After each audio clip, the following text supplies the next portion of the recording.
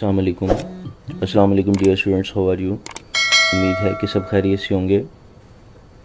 Now today we discuss about damp oscillation. Damp oscillation क्या होता है, इसके मतलब हम बात करेंगे। एक्चुअली इससे पहले हमने जो डिस्कशन की थी सिंपल हार्मोनिक मोशन के हवाले से, या फिर यहाँ देखिए जी,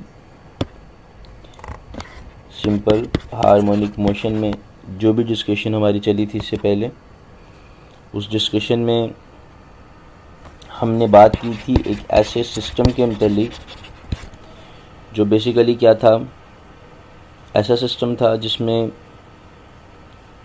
हमें फ्रिक्शन को निगलेक्ट करना पड़ता था। ये एक आइडियल सिस्टम कहलाता है। आइडियल सिस्टम एक ऐसा सिस्टम होता है बेटा जिसमें बेसिकली हमारे पास फ्रिक्शन को अंडर डिस्कशन नहीं लाया जाता। आप यूँ भी कह सकते हैं कि फ्रिक्शन फ्री सिस्टम को हम एक आइडियल सिस्टम कहते हैं। हमने इससे पहले जो mass spring system, ball and ball, simple pendulum, इन सब में जो डिस्कशन की वो बेसिकली इसी वजह से की कि वो एक आइडियल सिस्टम है। अब जो हम डिस्क्राइब करने लगे जिस बात को, वो है डैम्प ऑसिलेशन। इसके लिए हम एक आइडियल सिस्टम को कंसीडर नहीं करेंगे, बल्कि इसके लिए हम एक ऐसे सिस्टम को कंसीडर करेंगे जो कि फ्रिक्शन जिसमें प्रेजेंट हो। तो इन द प्रेजेंस ऑफ फ्रिक्शन हमारे पास होता ये है कि every time the amplitude of the pendulum या amplitude of the mass spring system reduced gradually, और इस reducing को हम किसका नाम देते हैं, damped oscillation का नाम देते हैं। चलिए इसको डिस्क्राइब करते हैं। सबसे पहले मैं इस वर्ड को डिस्क्राइब करूँगा, ऑसिलेशन को। इस वर्ड को पहले भी कितनी दफ़ा डिस्क्राइब किया है मेरे प्रीवियस लेक्चर में। तो इसमें ऑसिलेशन बेसिकली मैंने पहले भी बताया था बेटा कि एक वाइब्रेटरी मोशन का नाम है, जिसे हम to and fro motion about a mean position, किसी भी जिस्म के आगे पीछे मीन पोजीशन के अगर कोई बॉडी आगे पीछे मुसलसल अपनी हरकत को दोहराए तो उसको वाइब्रेटरी मोशन कहते हैं, और यही वाइब्रेटरी मोशन उसकी ऑसिलेशन मोशन भी कहलाता है। तो ये आइडियल सिस्टम हमने जो पहले पढ़े थे उसमें क्या था, फ्रिक्शन की एब्सेंस थी, और रीस्टोरिंग फोर्स की वजह से हमारे पास वो, सपोज ये एक पेंडुलम है। अब आइडियल सिस्टम में क्या था, जैसे मैं इसको यहाँ से छोड़ता हूँ, ये मीन पोजीशन की तरफ आता है, फिर मीन से एक्सट्रीम पोजीशन पे जाता है, और फिर another extreme and continuously vibrate about it's mean position, और ये अपनी मीन पोजीशन के आगे पीछे मुसलसल वाइब्रेट करता रहता है। ऐसी मोशन को हम ऑसिलेशन तो कहते थे। अब बात ये आती है कि पहली वाइब्रेशन में अगर ये ऐसा सिस्टम है जिसमें फ्रिक्शन जो है वो प्रेजेंट है। कौन सी फ्रिक्शन, हमने फ़र्ज़ कर ली यहाँ पे एयर फ्रिक्शन है। तो पहले यहाँ से मीन पोजीशन से यहाँ तक का जो फासला वो एक्स था, इसे हम एम्पलीट्यूड का नाम देते हैं। तो पहले सपोज करें वो एक्स फासला था यहाँ से यहाँ तक, दूसरे टाइम पीरियड में या दूसरी वाइब्रेशन में वो फासला थोड़ा सा कम होगा, फिर और कम होगा, फिर और कम होगा, फिर और कम होगा, फिर और कम होगा, और फिर वो मीन पोजीशन पे आके दोबारा से स्टेबल हो जाएगा। तो ऐसा सिस्टम जिसमें ये एम्पलीट्यूड ग्रेजुअली क्या होता जाए, कम होता जाए, और बॉडी दोबारा से अपनी मीन पोजीशन पे आ जाए, ऐसे सिस्टम को बेटा हम नाम देते हैं, या ऐसी ऑसिलेशन को हम नाम देते हैं डैम्प्ड ऑसिलेशन।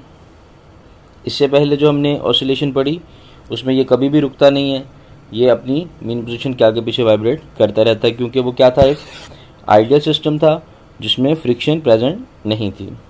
फ्रिक्शन या किसी भी और किस्म की जो रुकावट है वो हमने निगलेक्ट कर दी थी।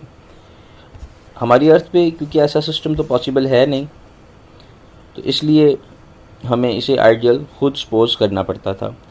अब क्योंकि प्रोग्रेसिवली क्या है, रिड्यूस द एम्पलीट्यूड की बात हो रही है। तो ऐसे सिस्टम जिसमें प्रोग्रेसिवली एम्पलीट्यूड जो है वो रिड्यूस हो रहा हो, ऐसी वाइब्रेशन को हम किसका नाम देते हैं, डैम्प ऑसिलेशन का नाम देते हैं। अच्छा, रोज़मर्रा ज़िंदगी में हमारे पास इसका क्या किरदार है, इसको भी ज़रा देख लेते हैं। हमारे पास एक एप्लीकेशन है जो कि एक प्रैक्टिकल एप्लीकेशन है जिसका नाम है जी शॉक एब्जॉर्बर इन ऑटोमोबाइल। हमारे पास आपने देखा होगा बेटा, एक बाईसाइकिल है, मोटर बाइक है। तो मोटर बाइक के अक्सर आपने शॉक को देखा होगा, वो कुछ इस तरह से प्रिपेयर होते हैं। इनका एक सिलेंड्रिकल शेप होता है रॉड, और फिर उसके बाद इसके अंदर उन्होंने कुछ ऐसा सिस्टम बनाया होता है, एक स्प्रिंग लगा होता है, और बाहर यहाँ पे एक एक्सल होता है जो इसमें से पास होकर बाहर आता है। इसके साइड पे ऑयल होता है,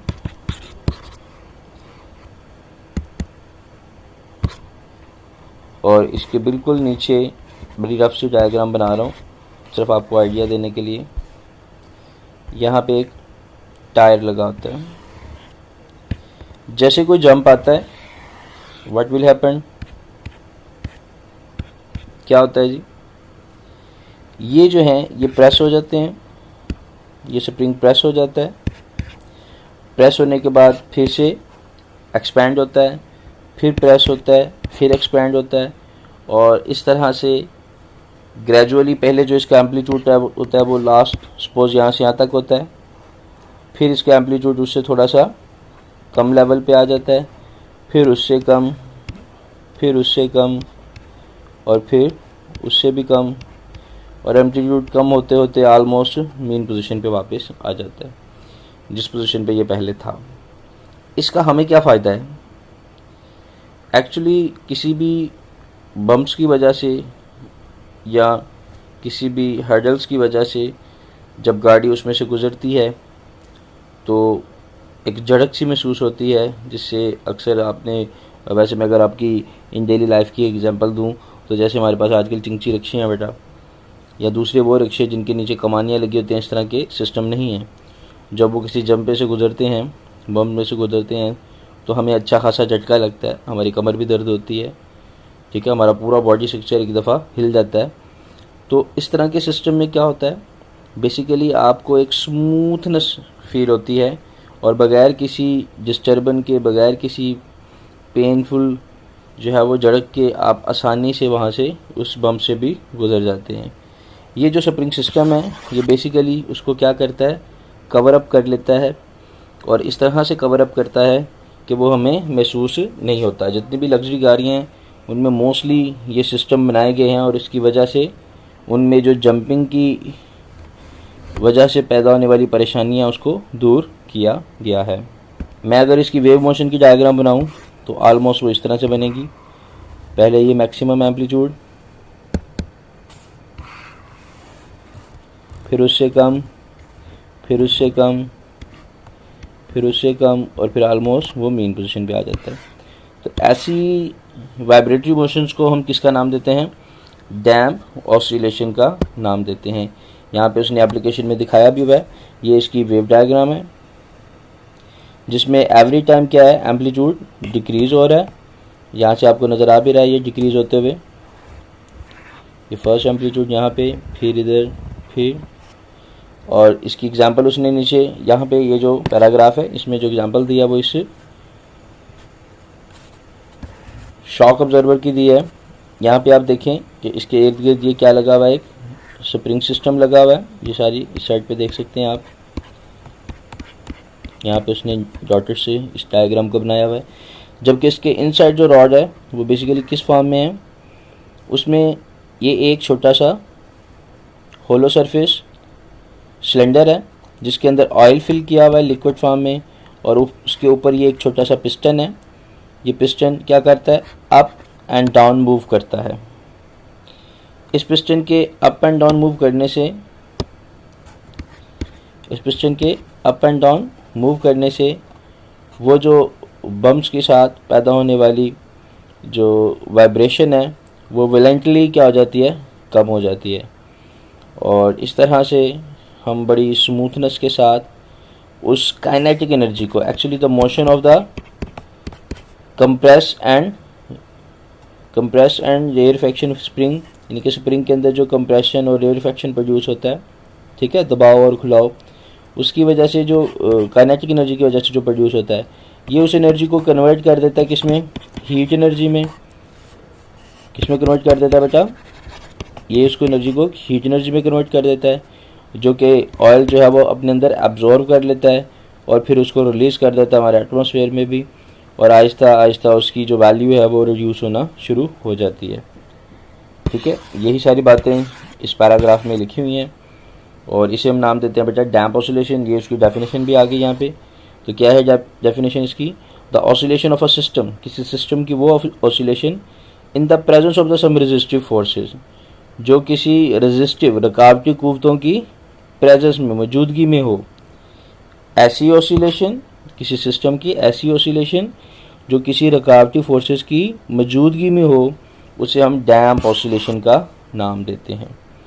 तो ये था हमारा आज का टॉपिक जिसे हमने पढ़ लिया। कोई प्रॉब्लम है तो ज़रूर पूछिएगा। कल इंशाल्लाह हम पढ़ेंगे वेव मोशन। तब तक के लिए इजाज़त दीजिएगा। अल्लाह हाफिज़।